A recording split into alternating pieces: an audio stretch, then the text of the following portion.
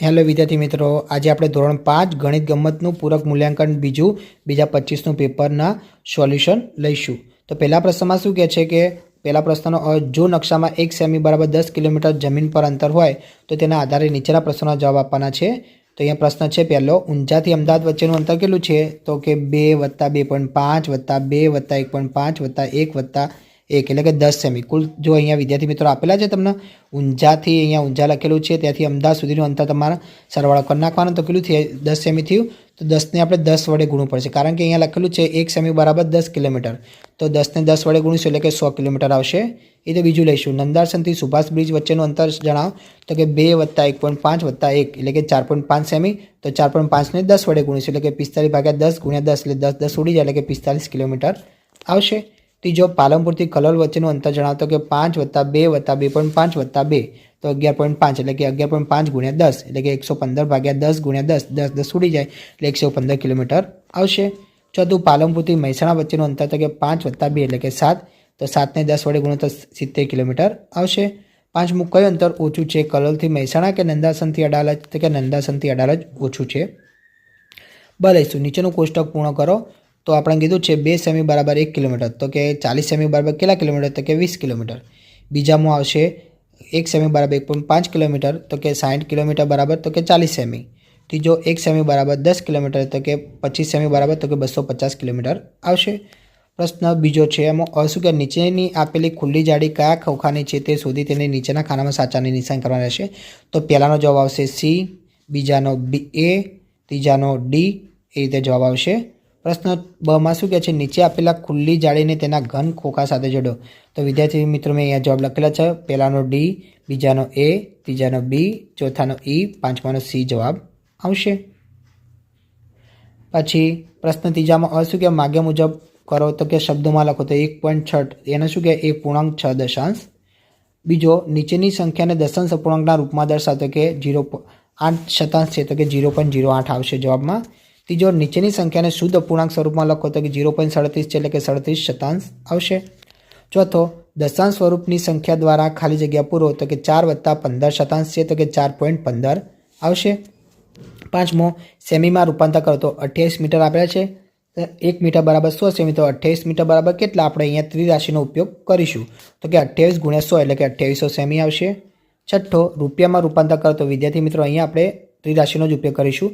તો આપણે શું કીધું, 3900 પૈસા કીધા છે ને, તેમાં કરીશું 100 પૈસા બરાબર 1 રૂપિયો, તો 3900 પૈસા બરાબર કેટલા રૂપિયા? તો 3900 / 100 એટલે ડબલ 0 ઉપર નીચે ઉડી ગયા તો 39 રૂપિયા આવશે। લઈશું, 1 સેમી માપવાળી ગ્રીડ પર દોરેલું ચિત્ર 1/2 સેમી માપવાળી ગ્રીડ પર દોરો અને બંને ચિત્રોના ક્ષેત્રફળ લખો। તો મેં વિદ્યાર્થી મિત્રો મેં અહીંયા દોરેલું છે। તો પહેલાનો જવાબ આવશે 24 ચોરસ સેમી અને નાનાનો જવાબ આવશે 24/4 એટલે કે 6 ચોરસ સેમી આવશે। પ્રશ્ન ચોથાનો હોય, એમાં શું કે માગ્યા મુજબ ગણો। તો અહીંયા તમને આકૃતિ આપેલી છે, એમાં શું કે નીચે આપેલા આકારનું ક્ષેત્રફળ શોધવાની છે। તો આખા ખાના 31 અડધા 4 છે એટલે કે આના આખા કર તો 2 થાય તો 31 + 2 એટલે કે 33 ચોરસ સેમી જવાબ આવશે। બીજાનું શું કે નીચે આપેલી આકૃતિની પરિમિતિ, તો ત્રણ પરિમિતિ એટલે કે ચારે બાજુનો સરવાળો કરી દેવાનો એટલે કે 6 + 4 + 3 તો 13 સેમી જવાબ આવશે। ત્રીજામાં નીચે આપેલી આકૃતિની પરિમિતિ શોધવાની છે। તો આપણે અહીંયા મેં લખેલું છે વિદ્યાર્થી મિત્રો, તમારે આ રીતે આકૃતિની ચારે બાજુ લખી નાખવાના રહેશે માપ। તો 2 + 5 + 2 + 3 + 6 + 3 + 2 + 5 તો સરવાળો કરશો તો 28 સેમી મળશે, એ તમારો જવાબ આવશે। પ્રશ્ન ચોથો, એક ચોરસ કેરમ બોર્ડની પરિમિતિ 200 સેમી છે તો તેનું ક્ષેત્રફળ કેટલું થાય? તો કે ચોરસની પરિમિતિનું સૂત્ર મૂકી દેશું, ચોરસની પરિમિતિ બરાબર 4 × લંબાઈ, 200 બરાબર 4 × લંબાઈ, લંબાઈ બરાબર 200/4 એટલે કે 50 મળી ગયા। હવે ચોરસનું ક્ષેત્રફળ મૂકી દેશું તો આવશે લંબાઈ × લંબાઈ તો કે 50 × 50 કે 25 ના ડબલ 0 લગાવીને આવે તો કે 2500 ચોરસ સેમી, એ તમારો જવાબ આવશે। બમાં શું કહે છે, નીચે આપેલા આકારનું ક્ષેત્રફળ શોધવાનું છે। તો અહીંયા તમને એક્ઝામ્પલ આપેલું છે, તો અહીંયા પૂરા ખાના 16 આવશે તો ક્ષેત્રફળ 16 ચોરસ એકમ આવશે। અડધા ખાના 6 છે તો કે 6/2 એટલે કે 3 આવશે આખા। અડધાથી વધારે ખાના 2 છે એટલે કે તે કારણે ક્ષેત્રફળમાં 2 લખી નાખવાનું, તો 16 ને 3, 16 ને 2 18, 19 20 21 એટલે કે 21 તમારો જવાબ આવશે। પ્રશ્ન 5નો શું કહે છે, નીચેના દાખલા ગણો, સરવાળો કરવાનો છે। 13.09 + 6.48 તો સરવાળો કરશો તો જવાબ મળશે 19.57। બાદ બાકી છે તો કે 16.30માંથી 9.31 બાદ કરવાનું તો તમને જવાબ મળી જશે 6.99। ત્રીજો, એક સાબુની કિંમત ₹16.50, તો 10 સાબુની કિંમત કેટલી થાય? તો એક સાબુની કિંમત બરાબર ₹16.50, તો માટે 10 સાબુની કિંમત કેટલી? તો 16.50 ગુણ્યા 10, તો 1650 ભાગ્યા 10, 100 ગુણ્યા 10, તો કે 00 ઉપર નીચે ઉડી ગયા તો ₹165 આવશે.